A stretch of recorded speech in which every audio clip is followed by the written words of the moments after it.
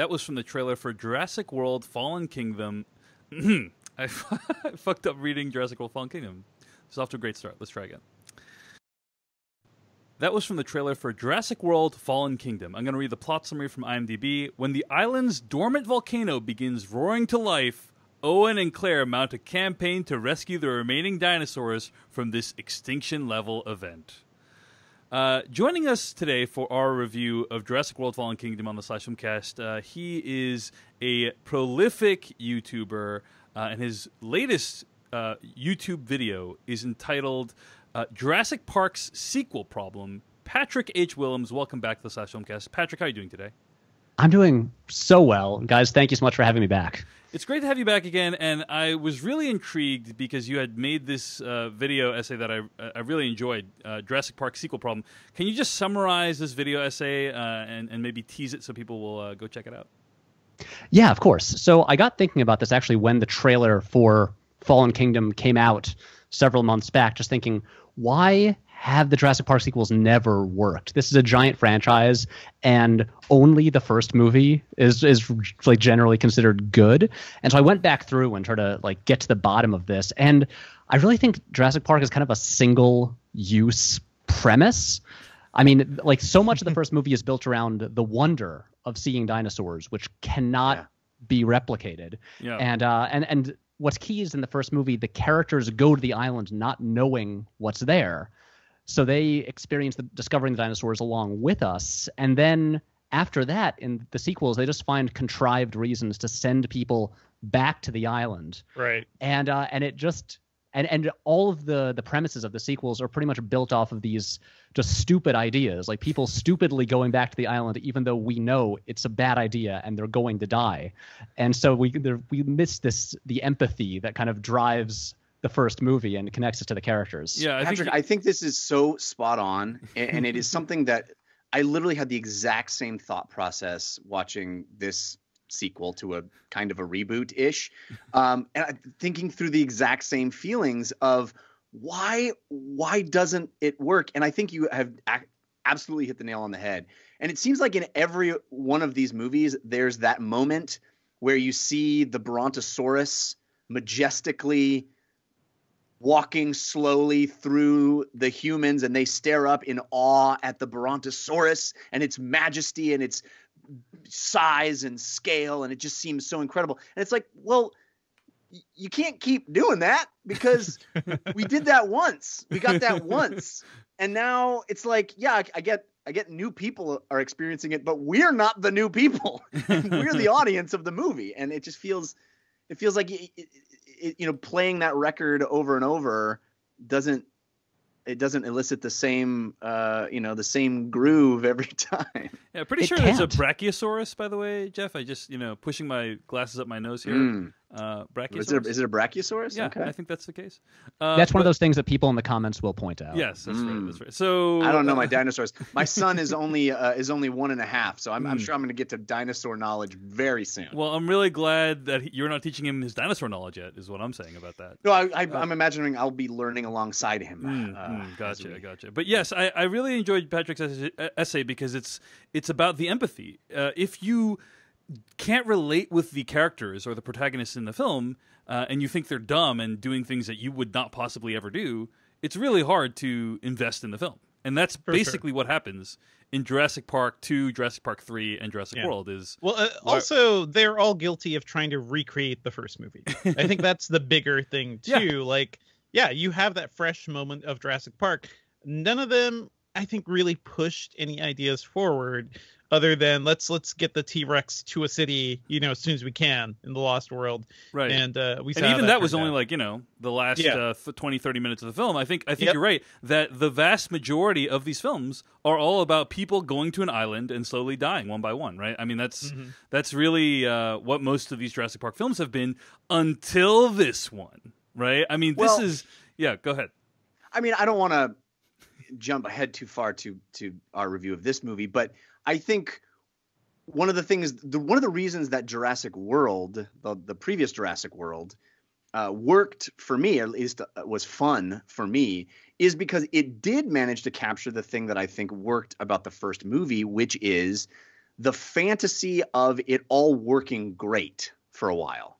Like the idea of a theme park of dinosaurs that you can go and visit that works like a Disneyland mixed with the biggest awesome zoo you can imagine, where the coolest creatures that ever walked the earth are there, is an amazing idea. And that ruined utopia, that thing, watching the coolest thing go horribly wrong, is a very fun idea.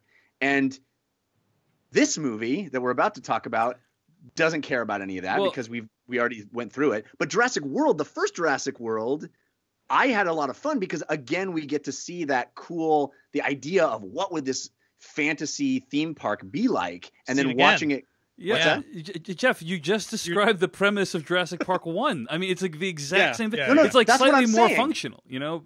That's what I'm saying is the first one worked for me, and then Jurassic World worked for me, and all the other ones that didn't do any of that didn't work for me. And that's why I think Jurassic World worked for me, is because it actually managed to capture the thing from the original Jurassic Park, which was the fun about it, is like, yeah, what Patrick is saying is all these people didn't know where they were going, and you get welcome to Jurassic Park, and it's awesome. Like, I like how Jeff twisted this argument to make Jurassic World seem good. Yeah, so this is great. I don't know if I can forgive you for that one, Jeff, but I think there's fun in the core fun that I have with this franchise has only happened twice. Right. And that, to me, the core fun is, what is the utopia of what this would be like, and then watching that go wrong. Every other iteration of it is just a monster movie where the monsters happen to be dinosaurs, but could be anything. Patrick, Unless do you want to tries more? I don't know. Patrick, do you want to lay the smackdown on Jurassic World, or do you want to just move on to Fallen Kingdom? What do you think? I mean, I feel like I'm gonna get to it, like just as the episode goes on, because I think it's worth setting up. Yeah. I mean, Jurassic World is my least favorite movie in the entire series. I think it's the worst by far. And I get what Jeff is saying. I do understand the appeal of that notion, but part of my issue, just like inherent with the movie, is that it does the same things that the other two sequels did, but kind of worse, because the movies, they already proved that a dinosaur theme park is a bad idea because it fails in the first movie. It fails in the second movie when they try to do it again. And the sort of the initial premise of Jurassic World is, but actually it can work. Yeah. Well, if you just do it. Let's just wait 20 years and let's let everybody forget about how the park failed and also how this franchise failed. Let's just do it again. And everybody will forget, basically, and it'll have fun again. Ironically, that actually happened in real life, but yeah. Yeah, I was just going to say, it's a meta commentary, and it actually did work again, because it was a massive hit. It was a massive success. We should say, by the way, that Jurassic Park Fallen Kingdom currently tracking for third place in the summer movie wager, under The Incredibles, which looks like it's going to come in second. So it did pretty well opening weekend, $151 million, but significantly less well than Jurassic World 1. Just wanted to highlight that before we get to diving into the movie itself. So let's do it, Patrick. Jurassic World Fallen Kingdom. Your reaction to this movie overall, especially because like you had made this video essay about why Jurassic Park sequels are bad. You hated Jurassic World. So what happened with your opinion on this movie? Yeah, so I went into this movie with expectations almost as low as they could possibly be, because I hate Jurassic World. I really do. The only thing I like about Jurassic World is I think Jake Johnson's fun, and he isn't even in this movie. Yeah. And so the one thing, and you know, Trevorrow isn't directing this one, but he wrote it, so his fingerprints would still be all over it. And my one hope is that since J.A. Bayona is a better director than Colin Trevorrow, my hope was that he would at least elevate the material a little bit. And I was shocked when I left the theater having had a kind of a good time, in that, let me clarify, I am not saying this is a good movie. I would not argue that it is a good movie, but I do think it did a few things that either none of the sequels have done, or that none of the sequels in a very long time have done. In that I think the movie is the first sequel to actually sort of advance the concept of Jurassic Park. It actually introduces new ideas and moves things forward, rather than just being new ideas. I would counter that bad with I would just say crazy new ideas. And there's so, something to be said for crazy ideas. Yes. Yeah, and so this movie was way more just bug nuts insane than I expected it to be, which I enjoyed. And I feel like, look, this franchise has been tarnished for like the past 20 years. It is not like we've had a string of amazing movies and then this comes along and sours everything. This franchise is like there's way more bad movies than good movies. So it can't. So at this point, I'm just like, yeah, just make it nuts. Just make it really crazy and pulpy and turn it into like an insane little like, sci-fi B movie, because that's like the best thing it could be at this point. And it also, I've got to say, like, I think it's a genuinely well-directed film. There are like Bayona really elevates the material. The opening scene alone, I think, is better than the entirety of Jurassic World. And like when the movie ends, like the final scene, I'm sitting there in the theater cackling with glee, just being like, I can't believe they're doing this. This is so silly, but I'm enjoying it. So that said, script is a mess. It's a mess. The characters almost non-existent, but I had more fun than I expected. All right, Devindra Hardor, I'm really curious to hear what you think of this movie. Yeah, going to this, I think I felt just like Patrick. I didn't have much hope for this film. The sparkle of hope was Bayona, because I love The Orphanage. I love The Impossible. I love his style. He definitely has a really clear style. I think like he's somebody who knows what he's doing, and certainly more than Trevorrow does. Like at least in terms of directorial style.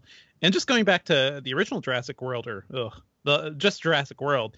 Going back to that, like I remember being kind of lukewarm on it, and when we reviewed it, I think I said I had fun with it too. I think that movie has, I just have grown to dislike it more and more, because it felt like, Trevorrow is a guy who had, probably Jurassic World action figures growing up, and he really probably played with those action figures, and that's what the characters ended up being.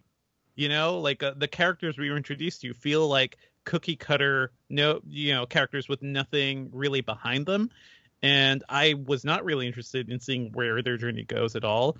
This movie doesn't really fix that, but I think it makes up for it in having some great damn set pieces, like really well directed set pieces.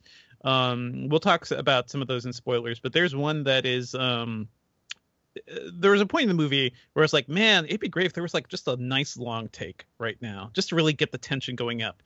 And right after, boom, we're in there. We're in a really like claustrophobic scene. It just goes on and on. And I thought, like, damn, this guy knows what he's doing. Like, and it feels good. It feels fitting. And the movie goes places outside of the island that I think is really interesting and really fun on like a pulpy level for me. And it certainly ends in a really controversial way, which I'm sure we'll talk about as well. But ultimately, I think like this movie is at least fun to watch. I think a lot like The Lost World, this is a well-directed bad movie. Now, I'll put it like that. All right. I just want to say real quickly, I think the movie actually earns points for me for things that it doesn't do. And one of the things it doesn't do is, as we've already discussed, spend all of its time on the island. Because that premise has already been seen 4 times. This movie says "fuck the island." Yeah, that's great. That's great. Here's another thing it doesn't do: it doesn't completely bastardize John Williams' iconic score. They actually come up with it comes up with like a lot of new themes that are really interesting, and I think like the Jurassic Park 3 and Jurassic World really used John Williams' themes like a cudgel, like really in a crass way that kind of further lowered those films in my estimation. Right. Did they use the slowed down version of the theme from the trailer? Is that in the movie at all, or is that just there are thing? There are definitely some callbacks to John Williams, but it feels way more subtle in this movie than it did in the previous films. And so, and I remember, like Patrick, that was something you called out in your video essay, was like in Jurassic World, the first time you hear the drives me nuts. Yeah, when you hear the Jurassic Park theme. In Jurassic Park 1, when you hear the main theme, it's when you're first seeing the dinosaurs for the very first time. And it's like this beautiful moment of awe and wonder and discovery. And in Jurassic World, the first time you hear the theme is when if there's an establishing shot of the park. And it's like somehow, wonder and awe at nature has been replaced with this crass commercialization. And I don't think the movie was smart enough to be actually making a commentary on it by using that theme. Yeah. It's all member berries. I will say this too, like this movie understands tension and drama in a way that Jurassic World certainly didn't. And there's just so much fun. There's a lot of fun things going on in this movie, and yeah, can't wait to dive more into it. Jeff Kanata, take us through your thoughts. Well, first of all, I want to say, if there's anybody out there who has not seen The Orphanage or The Impossible, watch those, especially The Orphanage. I think The Orphanage, I was going to say one of my favorite horror movies of the last 10 years, except I just noted more than 10 years old. So time flies. Was disappointed by A Monster Calls. I know a lot of people like that movie. I did not care for it. But man, The Orphanage, so good. So this movie, I don't understand how you guys can like it. I think there is one set piece in this movie that is good, and it's the one you're referencing, Devindra, and we'll talk about it in detail in spoilers. That is, I feel like the movie doesn't even care to entertain me. It's not even attempting to do anything novel or interesting other than that one set piece, which is phenomenal. But it comes pretty early on, and the movie never lives up to it again. It gets mired in this insane, just moronic weirdness that never entertained me at all. I just felt like the movie was insulting my intelligence. You're right. It's devoid of character. Chris Pratt is just inherently charming, and you just can't help but like the guy. He just brings charm.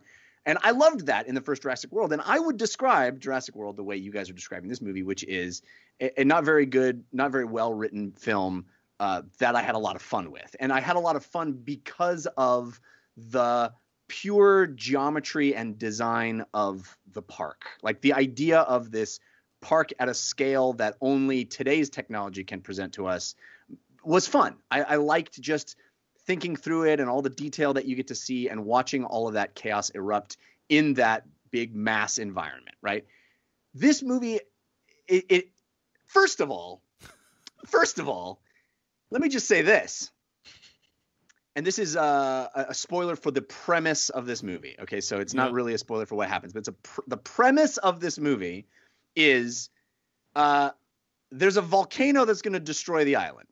And so we got to get the dinosaurs off of it. If none of the events of the first Jurassic World happened, Jurassic World was still this is 3 years after the grand opening of Jurassic World. And the entire island upon which this multi-billion-dollar park was built was going to explode? That's what we're led to believe? It's poor planning. That is... Poor planning. Yeah. It's very stupid. These are people who built a island park full of dinosaurs, Jeff. They're not exactly smart. Yeah. Let's build that multi-billion-dollar park on an active volcano. Now... Well, based on some of the... Well, okay, no, I have a comment on the prices that I'll make later, but okay, go ahead.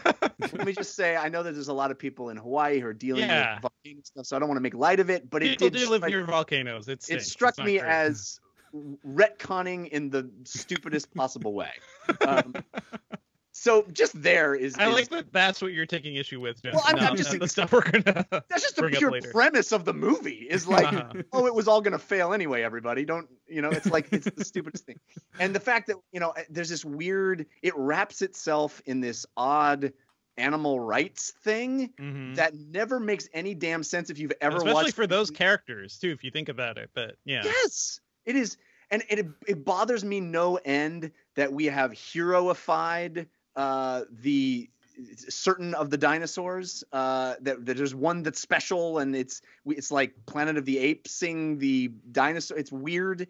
I hate the concept, and I hated it in the first Jurassic World, that there's something special about Chris Pratt where he's okay to just like talk to him and be, and they're like, we've what's anthropomorphized but dog? Canine promorphized, we've turned dinosaurs into like adorable puppies. But these are genetically engineered animals, and it's like, if we can accept that we're bringing back dinosaurs from DNA left in amber, the idea that we can manipulate the DNA a little to make them more docile and more easier to handle, especially after what happened in 3 movies, I accepted that. Like, okay. I think there's enough to say, like, maybe we should do something about these dinosaurs. Like, let's control them a little. Yeah. This actually would be way less in this movie than in the last movie, where it drove. Like, we're skipping ahead a little bit, but I could not stand the Chris Pratt's relationship with Blue the Velociraptor, and I thought it did not work at all in the last one. And in this one, I still don't really care about it, but I think they do a little bit of work to make it functional. Because we get some earlier shots too of their relationship, which right? I don't think we got before. No, we don't. In the last one, they just say, "Oh, this is Blue, and he's his friend," and we're supposed to care. When Blue triumphantly or heroically charges in the climax of Jurassic World. And in this, I mean, you see them like some like old footage of them, like, you know, when Blue was a baby. And again, I don't really care, but I think like that it does help, like when it pays off in the end in a way it didn't in the last one. Also, why is there always a Deus Rex Machina happening all the time? Tyrannosaurus Rex. I understand at the end of the first Jurassic Park, Tyrannosaurus Rex like saved the day, and it became this meme that infested the rest of the series. That Tyrannosaurus. I mean, literally, like in the first 15 minutes of this movie, Tyrannosaurus Rex is like, "I got this one, guys. No worries." It's the Godzilla of this franchise, something we both fear, and it will also protect us when the need arises. Moment of need, yes. Yeah. Anyway, but the biggest sins this movie, I think, commits are it's completely devoid of any things are going great and now we watch the chaos in the utopia, which I find to be the most fun part of this franchise. It's devoid of that completely. It's not doing any of that. And I get it. It's a sequel. We're starting from a different place, but there's no fun in where we start in this movie. And I think it just completely fails to entertain. The ultimate we'll get to the end, but the ultimate solution to the problem, it just feels so tired and obvious, and so much of the action set pieces. Devindra, you said there are many that are great. I couldn't tell you a second one. I think there's that one that we'll talk about, but the movie just is not entertaining for as expensive and bombastic and long as it is. It just is not entertaining to me. So I really did not like it. Excuse me. There's Dave's review. Yeah, that's my review right there. Jeff, right there with you. And I think this movie is not only a cinematic disaster, but a disgrace to the memory of the first film. I mean, at this point, I have kind of given up on holding on to, any sort of reverence that I had for Jurassic Park. I watched that movie again recently, and it's still, in my opinion, a really awesome film. Although some people think it's like lower tier Spielberg, which I don't understand. I think it does combine like Patrick said, like this awe and reverence of nature with this kind of terror that I think is makes it deeper than merely a well executed genre piece. But in terms of at this point, like my expectations have been so eroded away as to what I want from a Jurassic Park film, and this movie, I mean, it is really bad. I think there is, like you guys said, the script is a mess. The characters are complete ciphers. Like there's not a single memorable character, and there is absolutely no chemistry between the leads, in my opinion. Like between Bryce Dallas Howard and Chris Pratt's characters. It just anything we learned about those characters, like a huge portions of that seem to have been discarded between the last film and this film. The entire premise is absolutely ludicrous. This idea that they're going to this island to save the dinosaurs, like it's on its face a extremely risky activity that can only mean ruination for mankind if they succeed. And yet we are supposed to be rooting for these characters. And then, things just get extremely dumb from there. Like things happen that feel like they occur because the script calls from them, not because they're organic to the plot. So I think things just went downhill once they got to the island, which is about 10 minutes into the film. So, but no appreciation for the set pieces, or like there's some great evocative imagery. Yeah, I'm thinking of like a shot of a raptor's claw just creeping up on the little girl, hiding in bed. Like it may not make complete sense, but I think on a certain level, like that imagery works. Like this movie understands at least like the dramatic consequences too. Like the people who should get eaten get eaten. And remember Jurassic World, where this assistant whose only her only crime was being kind of distracted and not taking care of kids is taken and ripped limb from limb for no reason by pterodactyls. And the movie revels in that for like fun. 15 seconds. It's very fun though. It is No, a very it's fun that, moment. it's terrible, Jeff. That seems like a for you, Jeff? solid minute. Yeah, it's crazy. It's the worst. Insane. And this movie at least understands, like, okay, the bad people, they're gonna get eaten because they're bad. Okay, like it's very basic, but I appreciate that at least it understands that. I think the decisions made are so stupid, and we'll get into it in spoilers. But every decision feels is the really, worst one. Yeah, it's the worst thing you could do. Everything is the worst thing you could do in that scenario. Nobody could see how this could go wrong. Yeah, it's mind-boggling how dumb it is. Like the characters behave in completely unrealistic ways. So let's dive into it, shall we? Let's get into the spoilers for this movie. Jurassic World: Fallen Kingdom spoilers, starting right now. All right. Well, can I say one thing real quick? Yeah, let's do it. The only credit I will give this movie, and this is a very me thing, but maybe I don't know if you guys agree with this. I love how it plays with the title at the very end of the movie. Oh boy, I love that. I love that. At the very when end, I was Goldblum like, says it. I hate this. No, that it's setting up a third film that is a different kind of Jurassic World. Yeah. I was like, yeah. I kind of give you a high five. Like, I hated all this experience, but at that moment I was like, I kind of got to give you a high five on I that saw one. this movie in Taiwan, and I felt like even there, the school children I was watching it with also groaned. Like, I just felt it. Even third graders understood it was painful and cringeworthy. Now we live in a Jurassic World. I'm just sad nobody was like, this truly is a fallen kingdom. That's what I was waiting for. Okay, No one says those words. To the film's... Okay, here's an interpretation I've been hearing repeatedly over the past few days that I didn't even consider because I don't give the film any credit whatsoever. But several people have said that, like, I think Walter Chaw said, consider that the fallen kingdom might in fact be the United States of America. And there is a bunch of subtle and overt political references throughout the course of the film. Let me list a few of them for you. One of them is that during a news crawl, it says something like, the President of the United States doesn't believe that dinosaurs actually exist. So it's kind of like a reference to our anti-fact administration. There is a... what do you call it? The evil dude says like nasty woman, calls one of the characters a nasty woman, you know, which is like a reference to I think Donald Trump at the debates. Can I actually related? Can I point out my biggest issue with the entire movie? Please. Like by far. So Toby Jones's character is styled very similarly to Donald Trump. Yes. With very Trump-esque hair, and we don't see him get eaten. Yeah. Like, if we should get one on-screen like dinosaur eating human scene, it should be him. And he got his hair flopping around, and he gets eaten off screen. Yeah. And I was bummed about that. I did want to see just like hair on the ground. Exactly. Some people also speculate, like there's a scene where like the Indominus Rex is revealed and he's like all backlit, and some people have compared that to Trump's appearance at the RNC, and I think that's a bit of a stretch.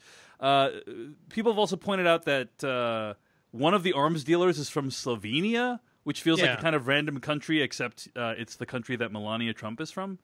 So there's all these kind of like little references peppered in there. I think if you read the film as completely a meta commentary on terrible blockbuster movies, and like you have a protagonist who like like we're expected to like these people because they occupy these archetypes as they did in the last film, and you have this extremely also another thing, by the way, Jeff Goldblum says like our country's been overrun by like megalomania, which doesn't factor into the movie at all. So why would he say that unless it's a reference to something else? Anyway, I present this evidence, and you guys can take with it and do with it what you will. Patrick, did any of the political sort of references resonate with you? Not really. I mean, like I noticed some of them. Like there's the nasty woman line. There's the just appearance of Toby Jones's character, but. I mean, beyond that, it didn't strike me that there was a whole lot. I mean, this did not strike me as like a political allegory. Yeah, I don't think that's what it's really about. I do think there is some kind of interesting thematic stuff going on, but I don't think it's political. Yeah. Yes. It's also, I think, like it's railing against extreme capitalism in a way that the movies always have. You know, when has a billionaire not let our main characters down in these movies? Yeah. You Right. know, like that's it. How do you just trust this guy who's helping out this other billionaire? Come on. One of the things, and I'll probably talk more because I have a lot to say about this part, but I'll talk more about it later. But I did find it interesting that this is the first time that we have truly overtly evil human characters. Yeah. There were some sort of bad guys. There's like, what is it in the Lost World? Is it Hammond's son or his nephew who wants to open the new Jurassic Park in San Diego, and he's greedy, and he gets eaten at the end. But this is one thing that really surprised me about this. It's the first movie in the entire series where a human murders another human. You're right. Right. Yeah, This that's movie right. has a much lower opinion of humanity than I feel like the other ones did, and the way it ends, because we're in spoilers now. Yep, We can talk we're about the spoilers. ending. Go ahead. Great. And there was a really good article, I think it was by Alison Wilmore from earlier this week, about how this movie fits in with this recent kind of wave of movies and TV shows about sort of the end of humanity and us sympathizing with, whether it's the apes or the robots or whatever, but the force that is going to sort of take over or wipe out humanity. And it struck me as just one of the interesting things that I think this is like genuinely interesting. And one of the interesting things the movie did was that it presented like actually evil, just despicable human characters far beyond anything that had previously shown up in the movie. And not only did they get eaten, but they were sort of representative of a lot of humanity. And I felt like the ending of the movie is kind of a judgment of humanity itself, not just a few bad guys like in the Lost World. Well, the common theme of all those movies that you're referencing, that sort of wave of the zeitgeist that's happening with these common next step of evolution kind of films, is that we deserve what we get as humans. Right. It's, and I think that's consistent here too. Is we made our bed, we're awful. Maybe the next thing will be better. Yeah. But that wasn't present in the previous movies. In the previous ones, Right. it was like, oh, we made a mistake. This one, it's actually kind of saying, oh, we're bad. Right. Like, right. humans That's are why I actually kind of bad. like. I kind of like the fact that they brought back Goldblum for this movie, because everything he was warning about in the first movie happened multiple times, and now he's like, guys, we're doomed, and you might as well just deal with it. I wish he was in the movie more, because it's kind of hilarious how little he's in it. He's in the movie for I believe about 1 minute. I'm not even, that's not an exaggeration. He's doing press for this movie, and he did 1 day of shooting. I would on it. love to Amazing. know how much he got to be in this movie, because I bet it is absurd. In the millions. In the millions. Yeah.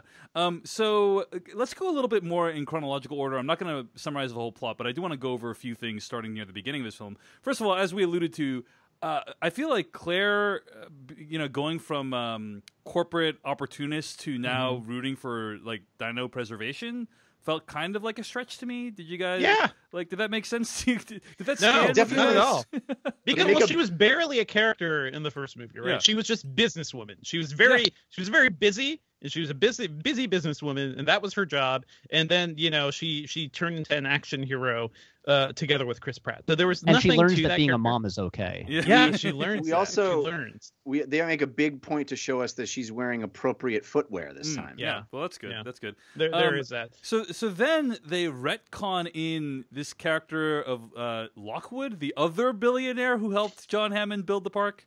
Did the Yeah, concept he of just Lockwood never ever he just come never up came before? up before. Yeah, It's it's just like seems like a pretty important character to have never come up in any Did previous you not film. hear Steve about his- Wozniak. to You this never hear story. about his partner? You maybe just didn't ask. You just maybe should have asked about whether or not he had partners before. But They could have talk about like a missed potential. By the way, like that should have been like a big reveal. It's not just Hammond. There Right. was something else, and this movie drops the ball. The script really drops the ball on that, and I guess I'm not surprised. Before we go too deep into this, though, by the way, we're skipping the whole opening sequence, oh yeah, and Yeah. I think that was pretty well done. Yeah, I think agreed. that was like a nice, because you remember If you're on the scary island and people are emphatically talking to you and you're just like, I can't guys, I can't hear you. Maybe, I don't know. Maybe you have some urgency about understanding you know where you are. You are aware of what this island is. Most definitely. I thought you were going to say, Jeff, that if you're on the scary island and someone says, "Don't worry, nothing can hurt you now," that you're definitely going to be killed. No, if your buddies are on the helicopter screaming at you and waving their arms, you don't go, "Huh, guys, the comms are down. I can't calmly can't hear what you're saying." Yeah, that's true. I think of every movie like this, by the way. But the whole point of this franchise, right, is that our hubris as humans will be our undoing, and I think the movie kind of fulfilled all that. But that opening sequence, just as a like scary sequence where like dinosaurs could be in the water, they could be somewhere. I think it's a pretty well done thing. I think Patrick, you were saying it's better. I think that's a better set piece than anything in the first movie. Yeah, and we'll mention some of the other set pieces. But Jeff, there are many in this movie, and that's one of them. Doesn't it feel? It felt to me like the whole thing was a setup. I mean, I understand it's a callback to the last movie, but it also felt like it was a setup for this big sea monster that never pays off. Yeah, but it does pay off, doesn't it? It eats the thing. Oh, you mean set up for like later in the movie? Yeah. Later I thought you just meant like in the scene. I'm pretty sure in our review of the last movie we complained about the obviousness of setting up a monster early on and then having it pay off in the end, which they did do. So I agree with Devindra. It's just like this idea that, hey, like there's still crazy stuff going on this island and the dinosaurs could be everywhere. I think this scene does a good job of establishing that. It's very atmospheric. And probably, the best scene in the movie, in my opinion. I think back to the first scene of Jurassic Park, right, where they're on the boat, right, and there's something in a cage, and you don't know what's going on. Yeah. It didn't quite evoke that, but it was close. It's pretty good. It's pretty good. Yeah. I definitely agree with I'm sorry. Go ahead, Patrick. Oh, sure.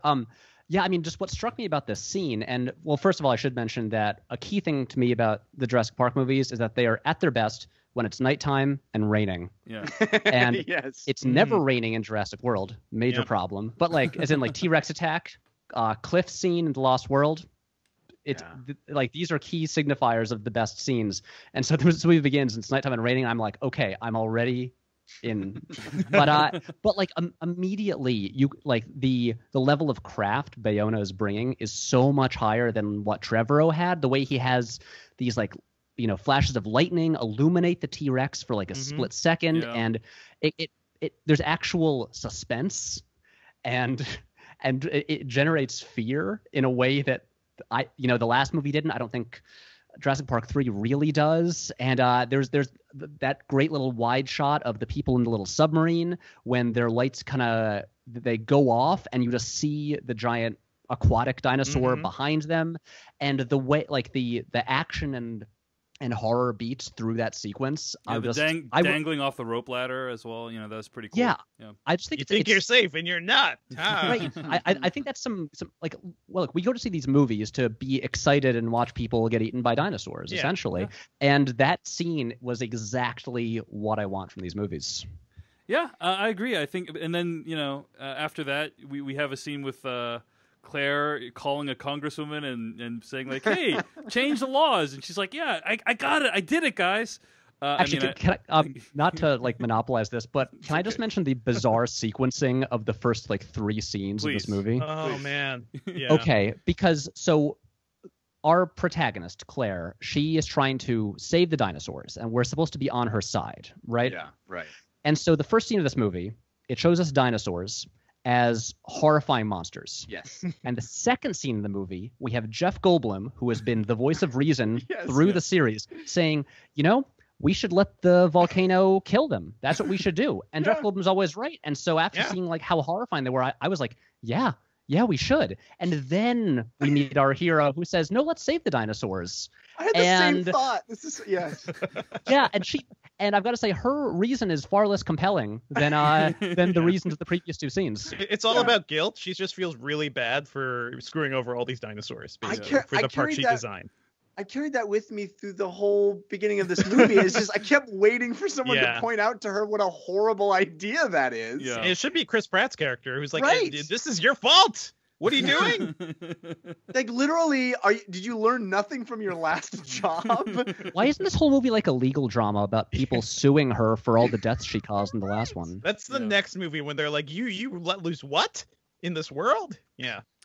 It's baffling that the movie the movie's position is that we are supposed to be advocates for the terrifying death monsters that we constantly have seen over the course of many films be a huge mistake that humanity made. We are now supposed to feel for them because one kind of behaves like a puppy. A very smart puppy. I agree that it is really, really poorly set up, and if you can't get emotionally invested at the beginning of this film when they go on this quest, it's going to be hard to get invested later. It's rough. And then we cut to Chris Pratt doing a blue collar manly thing, which wasn't he fixing a house in Jurassic World 2? Like he's just motorcycle. Yeah, Motorcycle, always hammering something. Gotta have his hands dirty. As to the first word he said in that movie. Or in this movie, made all the kids in my audience erupt in laughter. And the kids really seem to like Chris Pratt. That's what I took away from watching this movie in Taiwan. What was the first word he said? Do you remember? Or I forget. No, it was like, oh, hell. It was something like that. Yeah, gotcha. Yeah. And they were just like loving all of it. I love that this movie, it at least doesn't lean into the stupidity of the like super machismo they were building into that character from the first one. Like, remember their whole first interaction in Jurassic World was literally just about sex. Like it was a teenage sex joke basically. Yeah, I do agree with you, Devindra, that the set piece with the erupting volcano, running down the mountain into the water, and then the brilliantly executed escape from the bubble water with Pratt like having to go up and get more air and come back down and trying different things and it not working, and this impossibly magical camera that seems to take up no space whatsoever. Like the camera itself has no dimensions. It just is inside this claustrophobic space with that sequence is spectacular. It is very so good. Well done. It is but never matched again in the movie, and I also don't worry, Jeff, we'll get there.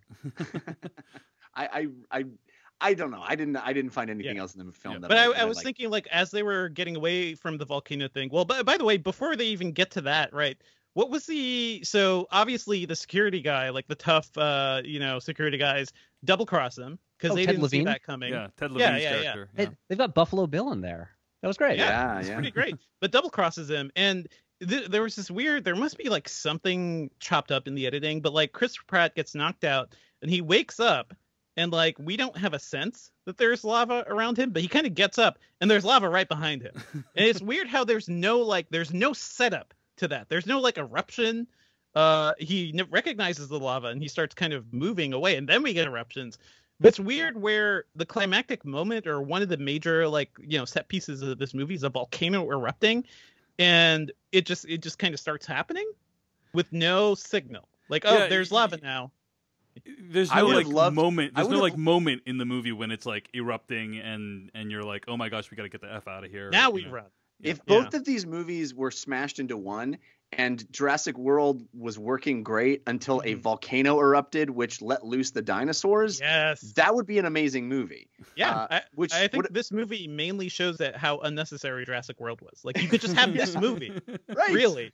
The opening is built it here, and the volcano went off. Things would have been bad. You didn't have to worry about the Indominus Rex and all that garbage from the first movie. It could have just been like, we really should have checked to see if there was an active volcano before we invested. We thought it was cool because Hawaii, everyone's still cool with Hawaii. Like, it's still working. Let's do that. But yeah, that whole set piece as they were running away, because they were just like running at first, and then they get in the bubble thing. And at some point along that, I was like, man, this should just be one take, because that would be sweet. That would just look awesome. Why did the bubble thing work though? Why was it operational?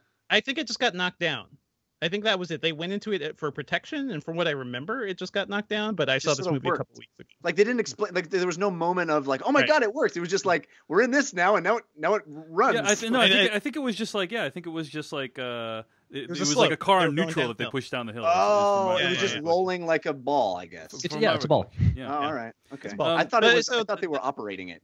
That whole sequence is great. I'm glad we can all see that at least. I wish, but like we're saying, right, the setup to it wasn't that great. Like, it's weird how this movie has like these moments of really ingenious directing, I think, and then the everything in between, the connective tissue is not good. Well, let's also rewind a little bit, guys. So we talked about how Lockwood was retconned into this thing, right? And and he also has like this assistant, Eli Mills, played by Rafe Spall, I think, right? Which again, as I spoke in a recent episode of the podcast, two characters where the storyline only calls for one. I wonder what's going on there. You know, like you don't need that to be two characters unless one of them is going to betray the other one. Yeah. So happened again. But I agree that the island and all that stuff leading up to them getting off of it is actually like some of it's pretty well done. And then there is this moment that everyone has been talking about where they were actually very moved by the film, where you see like the brachiosaur in the smoke about to get consumed, and it's like a pet. It's like a pet that's about to die. I think that was a great inversion of the oh man, look at brachiosaurs for the first time. Right. We also get that. Yeah, we also get that. No, moment, that's what I'm saying. But we get that because the emotional gut punch of seeing that beautiful thing die slowly in fire would not be there. So I actually think that was a smart move. That broke my heart a little. I'm with you on that. It is a really striking image, and I do think one kind of interesting thing about this movie that I think that it does that the other sequels don't really do is it treats the dinosaurs a bit more like animals than I mean in the other sequels they didn't choose to exist, right? They're just here, right? They specifically call them animals, which I thought was interesting. They didn't call them creatures or anything. They specifically said these animals have to be saved or whatever. Yeah, because I'm thinking back to in Jurassic World when the Indominus Rex goes on, it just becomes like a dinosaur serial killer and just starts murdering dinosaurs, which never made sense to me. Don't bite dino. Come on. Right. Yeah. And it is weird because we see a bunch of dead like brachiosaurs there, but it doesn't seem sad. I never feel for the animals there. Right. And here there seems to be actual sympathy for the dinosaurs in a way that these are animals and they're suffering, like when they're just falling off the cliff because they don't know what else to do but run away. And I think that that also kind of works in the third act when you get to the treatment of the dinosaurs. Just in general, I think the dinosaurs are treated more interestingly in this movie than any of them since the first one. Yeah. In terms of as sympathetic animals, and also just in the power and terror inherent in them. And yeah, I wasn't crying or anything, but when the ship is pulling away and you see the brachiosaur, breathing its last breaths, I thought that was effective stuff. I felt like a flashback to my childhood self watching Jurassic Park for the first time and just thinking how beautiful these things are. Like it's a wonderful evocative image, and also the entire island is on fire too. So it's like burning your nostalgia for the Jurassic Park island at the same time. Yeah. I'm telling you guys right now, they can turn this whole franchise around if the third movie we work up to like a nouveau Flintstones where dinosaurs and humans working together. Dinosaur is your washing machine. Dinosaur is your car going to work. I mean, it's a Jurassic World, everybody. Nice. Did you guys ever read the Dinotopia books? No. Are you familiar with those? Yeah, it's like dinosaurs with mixed with humans, basically, right? Yeah, these were these like beautifully painted illustrated children's books that I enjoyed a lot when I was a kid. I remember this. Wow. And Jeff, you should when your kid gets a little bit older, introduce him to this. It's good stuff. But there are these books. It's set in like the 1800s, I think, about a couple people who their ship crashes and they wash up on the shore of this island, and it's this whole civilization where dinosaurs like live in harmony with humans, and they have for hundreds of years, and it's really cool, fun. Like that is the utopia that you want. Put a saddle on that bad boy. Saddle him up. Yeah. And yeah, honestly, just like cancel Jurassic World 3, just make a Dinotopia movie. I think it would be way better. Make Jurassic World into that. They're now they're in the world. They're hanging out. If all we got to do is get Pratt to just give the clickers to everybody, we got click, click, click, and now it's dinosaur is your washing machine. It's weird how we're following the territory of like the new Planet of the Apes movies as well, right? Like this feels like the end of the first Planet of the Apes, where it's like, oh, they're free now. What's going to happen? Did you guys see the post-credits stinger, where we get a brief glimpse of, I believe, Las Vegas? Wait, there was a post-credits scene? Yeah. There's a post-credits scene. There's something running around Las Vegas. Yeah, I had no idea. I was like 2/3 of the way home by the time the credits were over. You were out. Yeah. You're just I was running. on the subway. I will say Jeff was I've read recreating the running away from the island scene, just getting away from this movie. I got into my ball and I rolled down the hill. And screamed "Run, get away" to everybody you saw. In the lines, yeah, Yeah, waiting for this movie. exactly. But yeah, there's a post-credit scene that I will admit I also missed it as well because it was 85 degrees in the theater that I watched this at. It was so hot. People were like fanning themselves because it was so hot. So, and I really didn't like the movie at all. So by the end, I was just like, I'm getting out of here. But I'm told that the ending of the post-credit sequence, which takes place in Las Vegas, strongly implies that the next film will be like a dino heist movie, which is maybe something we can look forward to. I'm in. I need 11. No, 12 dinosaurs. Yes, Ocean's exactly Blue. right. Yeah. Okay, so guys, We haven't actually talked about like some of the other characters in the movie. Yeah, I think we've talked about them as much as the movie. Well, I mean, there are new characters. They're here. And kind of interesting, I guess. But yeah, There's hilarious nerd boy, and there's heroic nerd girl, and yeah. I mean, this is very faint praise, but so the two new characters played by Justice Smith and I think Daniela Pineda. Yep. They're barely characters, but also so are the leads. Mm-hmm. And I liked the new characters a lot more than the leads. I was kind of hoping they would kill off the Chris Pratt eventually and just like give us these nerdy kids because I kind of love them too. Yeah, well, because I mean, Chris Pratt, I think that they did kind of course correct a bit from the last one because I think Chris Pratt is like really kind of insufferable in Jurassic World in that he's just always right. All the time. He's just always awesome, always right about everything. Mr. Action Hero Man, basically. Yeah, there's nothing interesting or compelling about him other than just Chris Pratt's inherent charisma. And Bryce Dallas Howard's character just treated so terribly in Jurassic World, where she's just the career woman who has to learn that like maybe she should be a mom and just. I really like feel bad for her in the last movie because she's just treated awfully throughout it. And in this, Chris Pratt is less insufferable, still not really interesting, but I think he's like the negative aspects of both of them are toned down, and so I don't mind them as much. And Pratt's character, I think, is a little more vulnerable too, like because it is about like he's doing it to save Blue, and no matter what you think of Blue, I think this movie at least cements that connection better than the first movie did or the last movie. I totally agree, and the new characters, they just react a bit more humanly.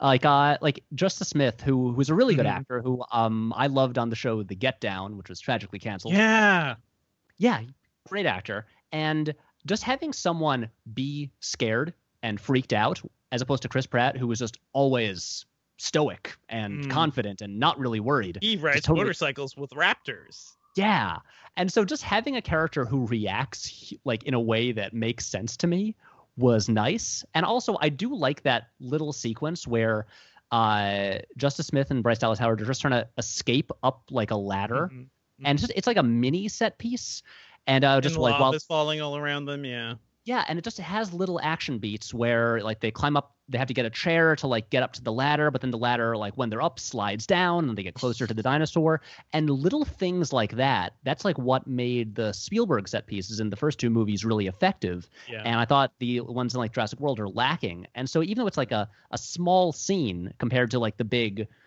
volcano eruption, it's just more effective and more enjoyable than I've seen in the series in a while, and thought it was pretty good. Patrick, I like more set pieces. I like how your standards for this film series has fallen to a character showed vaguely human emotions.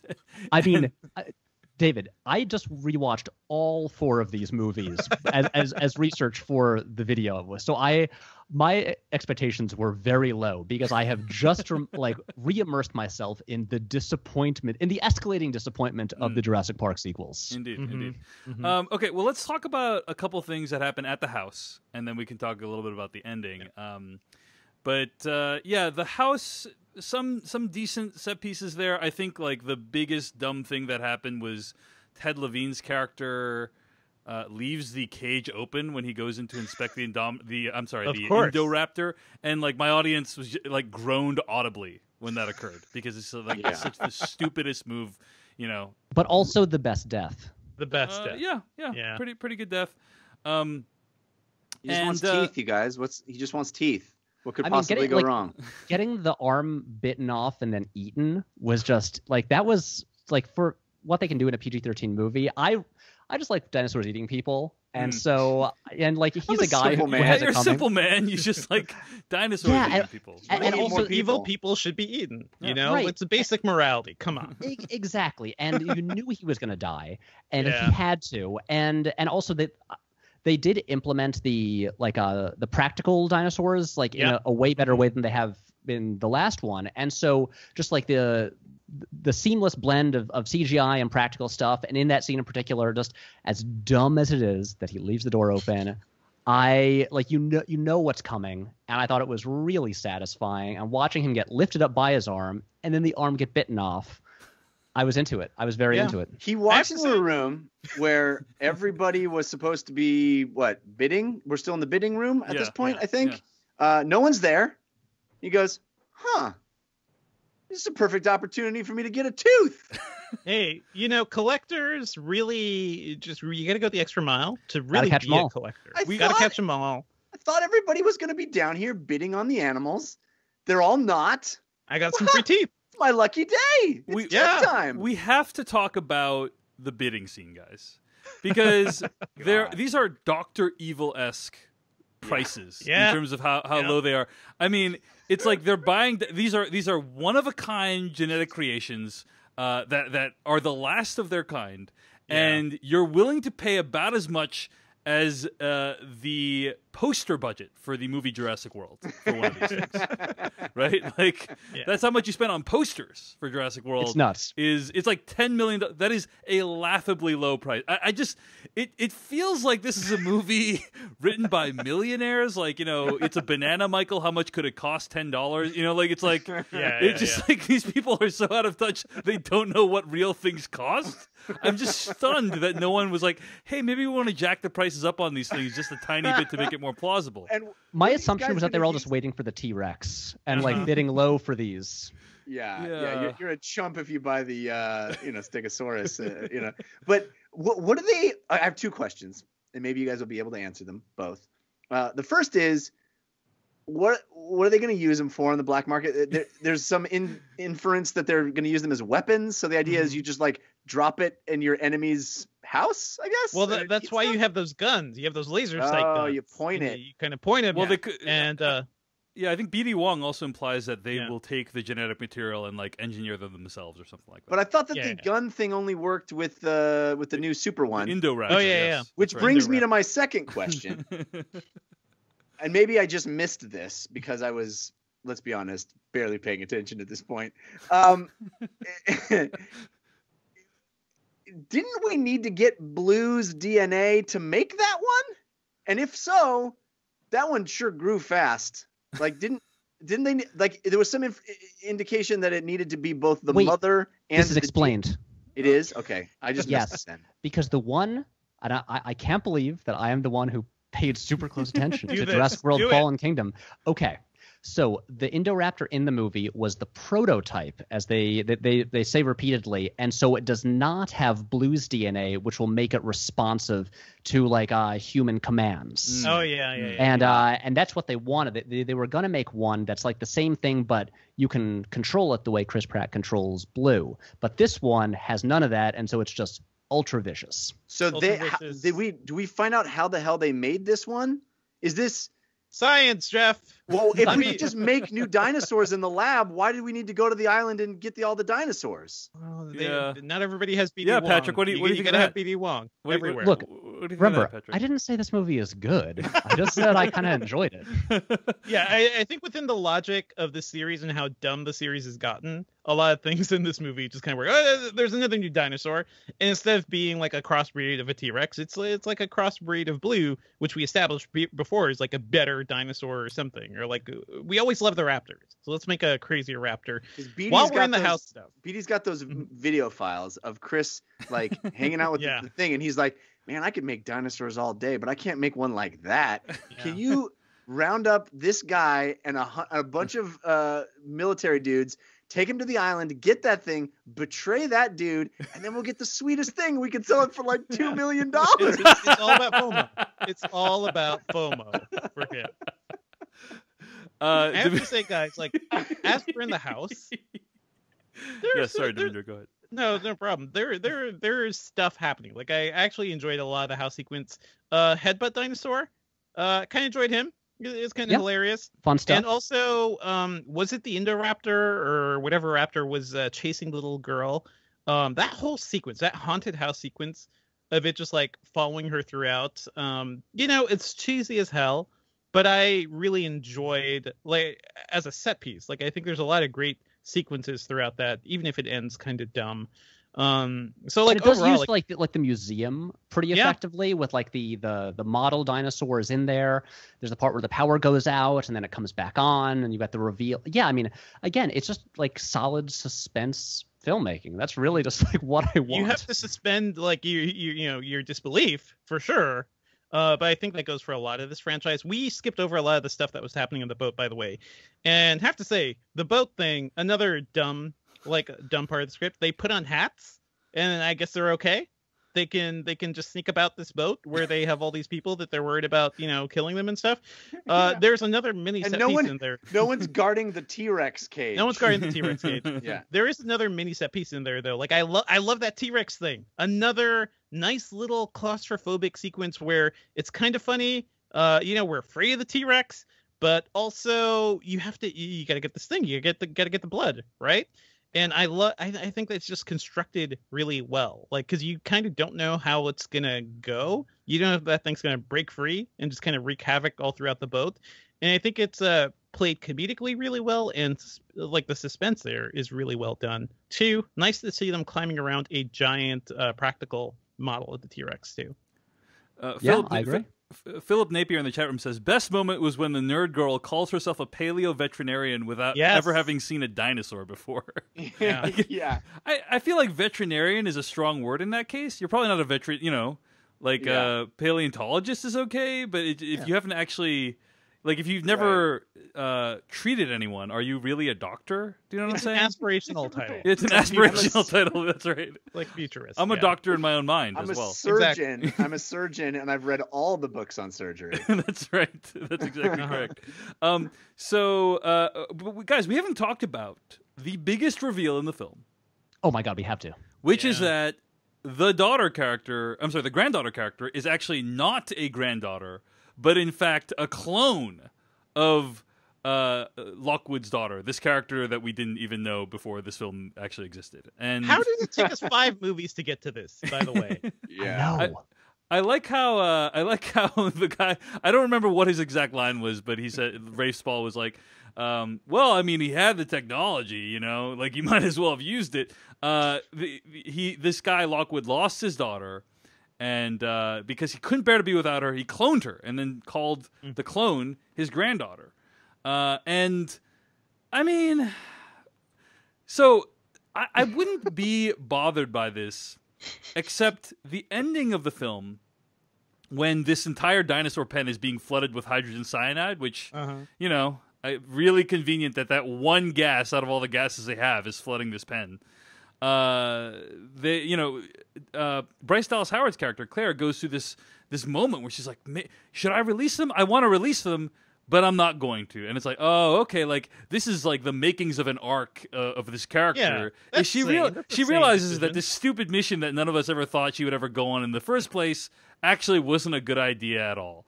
Right. And so it's like, okay, well, she comes to that realization, and that's I'll nice. just turn my back on that big shiny red button. Just gonna turn my back for one moment and take a big sip of coffee. Just ignore the kids over there. And then all of a sudden, this clone girl presses the button and releases all the dinosaurs. And the idea is that she's like, they're just like me, also genetically engineered. And I'm really bothered by this for a couple reasons. First of all, it completely removes Claire's agency from this entire thing, rendering her arc completely inconsequential. And then the second thing is the idea that this clone, her being a clone, is supposed to be a meaningful concept to her. and that like this is like informs part of who she is, and then that she has some kind of kinship with the dinosaurs because she's a clone. Yeah. A smarter movie would do that, Dave. A smarter movie would do that. A smarter movie would not telegraph this freaking reveal like 20 minutes into the movie. Well, it's supposed to be a big deal, but it's pretty. The way they kind of like construct the mystery around this girl and who is she and why can we never see her mother? It was pretty freaking obvious and pretty dumb. I think what Dave is getting at, and I don't mean to put words in your mouth, Dave, Please, but I think what you're getting at is I'm a big dumb Dave. No. You mean he's blind after the end of Book of Eli? What? I think what you're getting at is that if Claire's discovery that this girl is cloned and that this cloning tech can be used to create this beautiful little child, and there's some humanity here, and there's some, and it kind of gets related back to if we don't start with her as an advocate for the dinosaurs, but we get to her being an advocate for the dinosaurs because of the new information she learns about how life is precious no matter how in its many forms, that feels like an interesting place to go and an interesting thing for our main character. And instead, what they have is a character that doesn't care about any of that, but this little girl's like, fuck it. You know? Yeah, that's exactly right. That's exactly right. Patrick, tell us about tell me why you think the clone thing was good, Patrick. Tell me why. Okay. Again, I'm not sure it's good, but I got a kick out of it because there's the scene.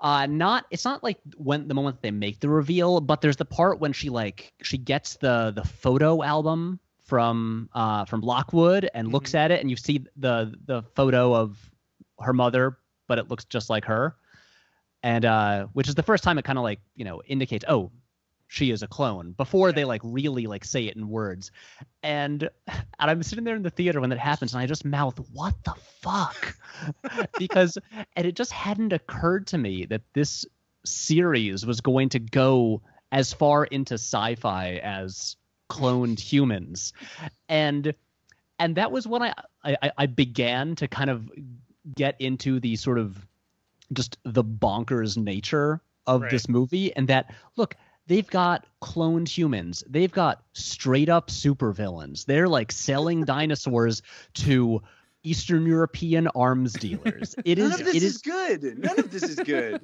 No, but here's the thing, like, look, if we're gonna get Jurassic Park sequels, the series should have stopped at 1, but the other ones have all basically just rehashed it's been kind of like warmed over versions of the first movie and to diminishing returns. And I feel like, look, if you're going to make a Jurassic Park sequel, go nuts with it. Bring in just like this weird, goofy stuff, and like just like like bring in more sci-fi elements, bring in like go gothic horror with it, and just make it into a new thing that is not trying to just be the first Jurassic Park anymore.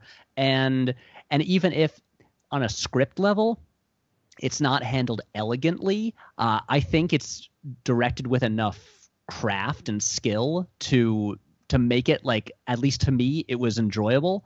And okay, my sort of like mildly hot take about this movie is that my reaction to it was very similar, but not as intense as with Alien Covenant. To me, it's kind of just like, to a lesser extent, the Alien Covenant of this series. That's not a better than endorsement. Prometheus, but and, right. Well, so like I was not a fan of Prometheus, and I felt like it was way too concerned with being a prequel and being indebted to the original Alien.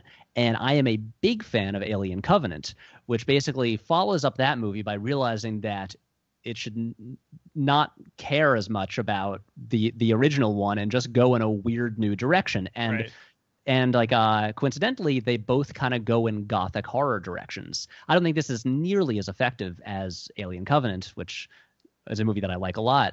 But I do think they kind of, in their respective franchises, sort of serve similar functions. Yeah. They realize that they can't like just operate off of nostalgia, and they have to take things in strange new directions. Can I give you my pitch on what I think this movie should have been, real quick? Please. Pitch it. Okay.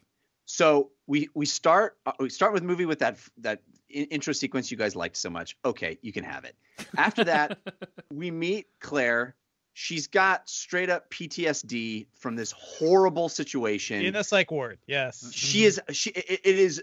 This thing has tormented her life. She was responsible for the deaths of hundreds of people. It was a horrible. Barely got out by the skin of her teeth. She's doing chin-ups on her mattress frame. Yes, keep going, Jeff. Yeah. She's been dating a series of martial artists and gun No. No. And then a raptor comes. No, listen to me. I think this is good. So the military comes to her and says, "There's the potential for there's dinosaurs are still on the island. We need to go and eradicate them. You're the only one that knows the park well enough for us to be able to get in there and eradicate the dinosaurs so this never happens again." Sure. Yeah. She has to get Chris Pratt to come with her. Two of them both really nervous about this. They know these dinosaurs are a threat. They're scary. They can't let this happen again, so they feel committed. They have to go. They go. The military, they find out. The guys double-cross them. They're not killing the dinosaurs. They're going to take them off the island. Oh my God, why? Who could be doing this? We get back to the mainland. We find out, big, huge reveal. There was this other guy that was there with Hammond. He had a partner, and this partner, what's this partner doing? Well, this partner has been working on this technology and been perfecting it and trying it with other creatures and doing all kinds of crazy stuff. And by the end of the movie, we realize, and they have to try to stop him. They need to stop these dinosaurs before they get out. The dinosaurs are terrifying and horrible and scary. And at the end, we realize his granddaughter wasn't his granddaughter. She is also a clone. And then there's this big moment of realization, like, oh my God, these are living creatures that should be saved. Maybe we can actually save them and rehabilitate them. And then that's the turn, is the thing that in every Jurassic Park movie is true, which is these are scary, terrifying monsters that want to rip you apart. The turn is, oh my gosh, maybe we should save them, rather than we just finding that at the beginning of the movie. Oh, we should save the dinosaurs for no reason whatsoever. Like, that should be the journey that our characters are on, is coming to the realization that they're creatures that deserve life like any other endangered creature on Earth.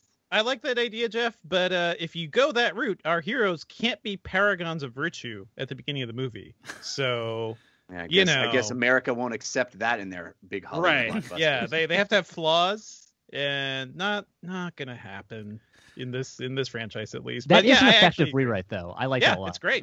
Yeah. Let's talk about the just the very end, the final few seconds, not the post credits, but just the idea that now dinosaurs roam the earth. Patrick, I mean, here's the thing, Patrick. Here's what I'm feeling right now is about overall thoughts of this movie. Is like, I am just gonna have to accept, if I'm to derive any enjoyment out of this franchise ever again, I just need to accept that it has become B movie fodder. Right? Yeah. Insane B-movie fodder and nothing more, and it will never aspire to be anything more, and it will never be anything more. I hate to break it to you, Dave. That happened with The Lost World. That was The Lost World. I mean, I don't feel like you hate to break it to me. It sounds like you took some delight in that, Devindra. No, I'm just like, that is a straight up B movie. No, you're right. You're right. Yeah. And I've been struggling to accept it ever since. This is the reality we're living in. Yes, that's right. All right. So, thoughts on the ending as we wrap up here, Patrick? What do you think? I wish I was sitting right next to you, Dave, because you would have been like, I was like, Homer Simpson. Bullshit, guys. This is bullshit. No, I'm imagining like Homer Simpson opening up the letter where Mr. Burns doesn't spell his name correctly again. It's just like, fuck. Like, because this movie breaks. This movie breaks the universe, or the Jurassic World universe, in some significant ways, and it just starts us off to Planet, of the Dinosaurs, which I'm sure is going to be one of the sequels eventually. Like, it's already called Jurassic World, but it's going to be like Planet of the Jurassic or something. I actually think the final sequence was really effective, and you see them interacting with animals and stuff. I just wish the stuff leading up to it hadn't been so dumb. But sure. But everything, that final sequence, like, this is the true promise of the Lost World finally revealed. Patrick, your thoughts on the final sequence? Yeah, I mean, as I've stated already, I was more okay than some of you with the story elements that got us to this point. And also the thing is, I had just made this video about the Jurassic Park sequels, why they haven't worked, and I talked about like what I think they need to do if they're they're going to keep making sequels and they want to make something effective. And this does a lot of that. It is pretty much like go in a totally different direction and just get the dinosaurs onto the mainland. If we want to recapture the sense of wonder that we had at the beginning of the first movie when we first saw the dinosaurs, then we've got to like have people encountering dinosaurs just like in human civilization. And Right. and so and just like, but also just the way that, you know, we have these like spectacularly evil bad guys through this movie, and then humanity is essentially punished by having the dinosaurs unleashed upon it. You know, the species that is like that will destroy us. And then we get this montage. I mean, that thing, it's a shame that they put the shot in the trailer, but of the giant aquatic thing just swimming through a wave toward a crowd of surfers. Right. And I'm just sitting there in the theater cackling, just so glad that dinosaurs are just going to wipe out humanity and eat everybody. And yeah, because I remember, because these movies like ending on similar images, and Jurassic World ends on just this bullshit shot of the T-Rex climbs up to like this building overlooking the now destroyed theme park and roars. Because, I win. Yeah, because you got to have the T-Rex roaring triumphantly, and it just felt so hollow. Mm-hmm. And this movie ending with a raptor like over on a hill overlooking this suburban development. But you're omitting the fact that we'd still get a T-Rex literally having a roar off with a lion. I mean, right, but that is, but that functions differently. But also a great. I love that image. I It's a do good love it image. more. Goofy. I And you love also- it more than the T-Rex just standing on top of a empty shell of a building, roaring for no reason. Right, like exactly. it's Like, showing us something having new. I think, yeah. Interacting with another animal, it's an interesting image. But the last shot of the raptor over the development, Mm-hmm. there's this sadistic glee to it that I really got a kick out of. It's just like, yeah, it's gonna eat you all. It's it's gonna eat all the people. You just like dinosaurs eating people more than anybody else. So I appreciate it. I mean, it lays like, the groundwork for new territory. And I think that's the main. Like that's the main And thing. guys, Like and I'm then imagining Colin Trevorrow possibilities. comes For this. back. And Yeah. he's going to direct the third one, and I have zero hope for it, but I'll still see it. Yeah. I don't want to get past the fact that the final way we deal with the big bad, whichever call it, raptor, is that the gun that shoots the laser that tells it exactly what to kill, Claire has it. Chris Pratt recognizes it. He nods to her. And somehow that indicates you should point it at me? You should point it at me because I'm going to run right at it and slide at the last second. But like I felt in that moment, I couldn't help thinking like when she points it at him, he's like, wait, no, that's not what the nod meant. That's not what the nod meant. Because that would have been great. Couldn't she just point it literally anywhere else and it would leave? This is true. I think the main, like the again, that was a tense scene because like they were trying to get its attention away from the kids. So I think it's more like, let's aggro on Chris Pratt because let the dinosaur focus on him for a while. But you're right. Like technically, you should just attack anything, right? Literally, just point it away, Anything. and it'll go away. Yeah. See, what I think is more interesting about that scene is just the image of the Indoraptor climbing across this manor illuminated by a full moon in the rain. I'm just like I don't care what dumb stuff happens. Like this is incredible imagery. It's like that I haven't seen before, and it reminds me of like into that. Yeah, if Tim Burton in his prime had done like a Jurassic Park, like I imagine we would have gotten some of this imagery. Have to say with the ending too, like it just feels weird to be kind of excited about where this franchise could go because it could go literally anywhere at this point. I'm imagining like an I Am Legend type thing where the dinosaurs have taken over an abandoned city. I'm imagining like a Mad Max-esque future where it gets even crazier. I want to see a raptor in space by the time this franchise is over, guys. I want that. You want this to be the Fast and Furious of dinosaur movies, basically. I do. It might as well be. Yeah. Yeah. Well, by the end of the movie, it becomes clear that it's no longer a Jurassic Park. It's now a Jurassic World. So, guys, have you heard that the park is gone? I've heard that that's the case. I have heard that that's the case. Okay, Jeff, I threw that in there for you. Let's wrap up. And you can find more episodes of this podcast at /filmcast.com. Email us at /filmcast@gmail.com. Let us know what you thought of Jurassic World Fallen Kingdom. Our theme song comes from AdamWarrock.com. Our spoiler bumper comes from filmmaker Kyle Hillinger. Stay tuned to hear what we'll be discussing next week. In the meantime, Patrick Willems, where can people find more of your work on the internet this week? You can watch the videos I make with a great team of collaborators at youtube.com/Patrick H. Willems. You can follow me on all the social medias at Patrick H. Willems, and check out the podcast that I host with Matt and Jake Torpy. It's called We Heart Hartnett, exploring the filmography of the actor Josh Hartnett, and it's everywhere that podcasts are. All right. Jeff Kanata? You can follow me on Twitter. I'm at Jeff Kanata, which is spelled with 2 N's and 1 T. And I talk about video games on a show called DLC, which you can find at 5by5.tv/DLC or anywhere you get podcasts. How about you, Devindra?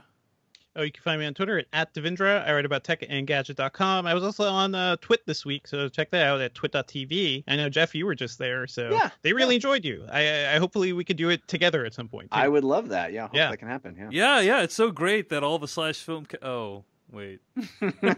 Sorry, Dave. Anyway, you can find all my stuff at twitter.com/Dave Chensky. That's Dave Chen SKY, and youtube.com/Dave Chensky. Next week, fellas, I think we are going to be doing our Mission Impossible retrospective. So all 5 films. You gotta watch all of them to listen to that podcast. Yes, so. you must. Yeah, you got a lot of homework. A lot of homework. Yeah. I mean, you don't really have to, but you should. You should. At least and watch the first one.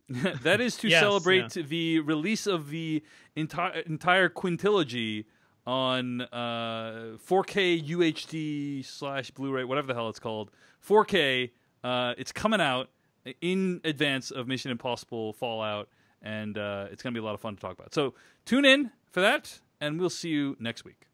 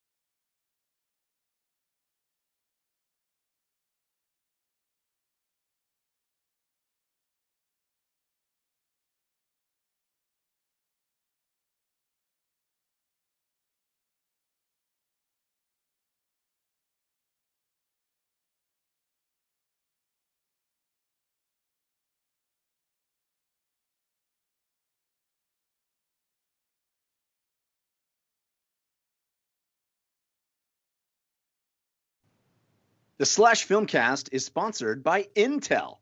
Not that you would push your computer to new limits, but you could with the 8th gen Intel Core processor with Intel Optane memory. And when I say push, I'm not just talking about opening Photoshop. I'm talking about opening Photoshop and Illustrator and, well, every application on your computer at the same time, just for fun. New computers powered by the 8th gen Intel Core processor with Intel Optane memory are now faster and more responsive, which means you can open, load, and launch like never before.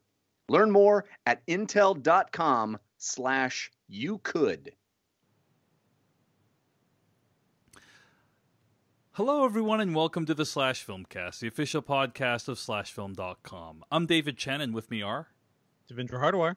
And Jeff Kanata. Welcome to the show. What we're going to do here today is we're going to discuss some what we've been watching. If we have some time, we might squeeze in a bit of film news, but we're going to move on into an in-depth review of Jurassic World Fallen Kingdom featuring YouTuber Patrick H. Willems, who was recently on the show for our solo review. Got a lot of great feedback on his appearance then. So looking forward to diving into that film with Patrick today on the podcast. Find more episodes of this show at /filmcast.com. Email us at /filmcast@gmail.com. Gentlemen, let's talk about some what we've been watching. So this week, I had a chance to see Blockers, the comedy by Kay Cannon, which is going to be coming out on Blu-ray on July 3rd. The studio sent us all some copies of this movie on Blu-ray. We talked about this one when you were on your sabbatical. Whatever your sabbatical, your honeymoon, I should call it. I should call it a honeymoon. That's what you were on. Yeah. I just gotta say I really enjoyed this movie. I thought it was very, very funny. And it's kind of like a reverse American Pie, as it were. But it ends up being like very sweet and kind of like tackles this idea of why is it parents are uncomfortable with their children having sex, and it kind of has an actual dialogue about that in a way that I think is pretty smart and also very amusing. What did you guys think of this movie when you first saw it, Jeff? Yeah, I liked it a lot too. And you say about their children having sex. I think it's even specifically about their female children having sex, and how there's sort of a double standard for girls and boys, and it directly takes on the fact that this kind of movie, which is sort of a teen sex comedy, which is traditionally maybe not the best word, most often delivered from the male point of view, is like this, exciting, hilarious, positive conquest idea. This quest for losing your virginity. It's super bad, or whatever. And it always comes from this male perspective of like, this is a good thing. This is a good thing.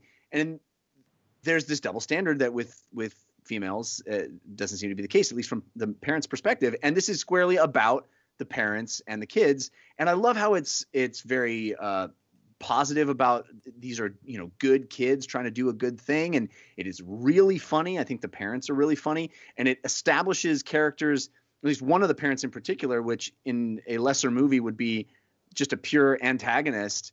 He's like actually the one on the side of the kids, Right. It's really, I think, smartly written and turns a very traditional trope on its head, but also is genuinely laugh out loud. I mean, there's a lot of very contrived humor, but these movies have that. They tend to have that, so I didn't really hold that against it. I really liked it, and I'm such a huge John Cena fan. I thought he was great. Yeah. Devendra, do you have a chance to see it, or? Oh, I still have not seen it, but I'm really looking forward to it. That cast alone, it's really tempting for me. Yeah, John Cena, man, I think he really proves himself as a comedic actor in this film. He was the one I was most surprised by of the kind of older characters.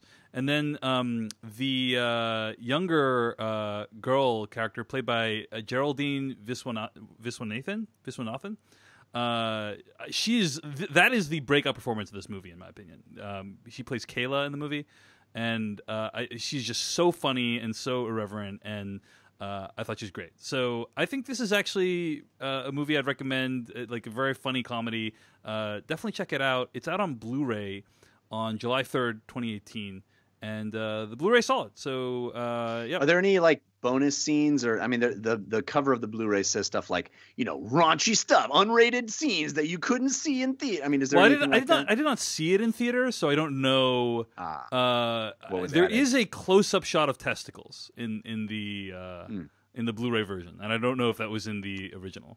I don't remember that, but I don't know if I would remember testicles. Yeah. So there's also deleted scenes, a gag reel, and a bunch of other special features on the Blu-ray. So definitely check it out. Guys, Blockers, very amusing movie. This movie did very well. But I do have one complaint about the movie, which is that the movie's called Blockers, presumably because they could not name it Cock Blockers. So their solution to that was to put a silhouette of a rooster next to Blockers. Not in the Blu-ray, but in all the marketing. It's a rooster and the word Blockers. Right. And that is just pretty rough, guys. We live in an emoji world, Dave. Not Not great. Get with it. Language is fluid, Dave. Yeah. That's Blockers. It's out on Blu-ray July 3rd, and check it out. All right, that's what I've been watching this week. How about you, Devindra? Just want to throw a shout out to the Sense8 finale. That special that they had. It's amazing that this thing even exists. Yeah, so there's 2 seasons of Sense8, right? Yes, there's 2 seasons and the special finale. Right. So they did not agree to Netflix did not agree to a 3rd season, but they said, hey, we're going to do a finale movie. Well, after a big fan campaign. Yeah. And basically, I'm the sort of guy, I always end up becoming a fan of shows that die too early. And Sense8 is just like a weird ass show. It's, co-created by the Wachowskis and J. Michael Straczynski, the Babylon 5 guy. And it's just a weird premise. It's about, if you think of like that moment, the rave orgy moment in The Matrix Reloaded, it's basically like that sort of concept as an entire series. It's about people who are connected to 8 other people and can see and feel and sense everything that those other people are doing. It's really a series about love and the interconnectedness of love. It's just like so. I have a lot of fun with it because I really enjoy these characters. It's not a show that makes much sense. I think it's very basic in terms of like what they're trying to do and the fight between good and evil. But compared to something like Westworld, and I also saw that finale, I'm so invested in these characters, and this show can really do anything, and I'm kind of on board. So the finale is a lot of what we've seen before. There is out of nowhere some major Wachowski like action moments. People are dual, wielding pistols all over the place. But then there's a gorgeous wedding that just happens to take place by the Eiffel Tower. There's a massive orgy with all the characters, something that's happened multiple times.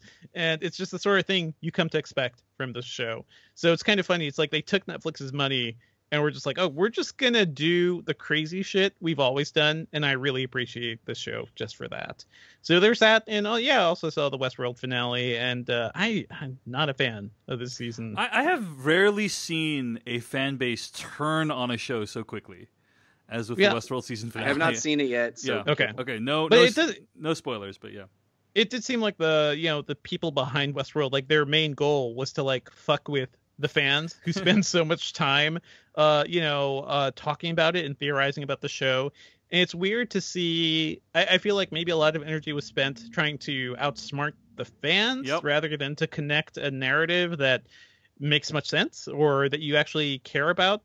I'm fine with like post-plot narratives, honestly. Like Sense8. You just talked about Sense8 5 seconds ago. Yeah, doesn't make a lick of sense. But I care about those characters, and I'm kind of on board with what's happening in that world. The greater themes of it make a lot of sense to me. Westworld, just this season in particular, feels more and more like just characters talking at each other and pontificating and philosophizing. So, not a strong season. And even though I think it started pretty well, there are some individual great episodes. And the finale, I think like the entire show, the finale feels like it's too long. It ends like 5 to 8 different times. It's almost like a Return of the King situation where like you want this thing to end at some point. It just keeps going. And then it caps off with a stinger that I think will just leave people buzzing, for a while. Like, what does it mean? But of course, the Westworld people can't just let you sit with that and figure out what it means. No, they're doing like, I know Joanna talked with the director of the episode, and they've done a couple other interviews too, just like literally explaining, oh, this is what that means.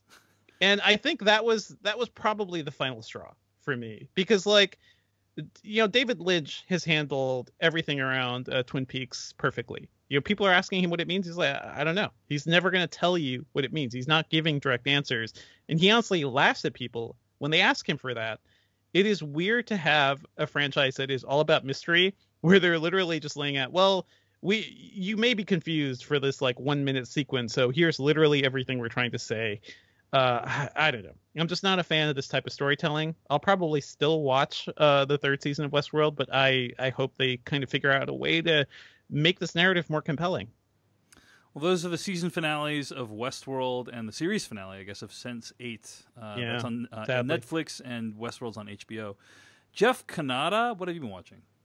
The wife and I watched all of season 2 of Goliath, which is a show that listeners of our show will remember that I really raved about season 1. Did you guys ever end up watching any of Goliath season 1? Yeah, I like the first season. I don't think I liked as much as you, Jeff, but it's solid. Like, it's a good procedural.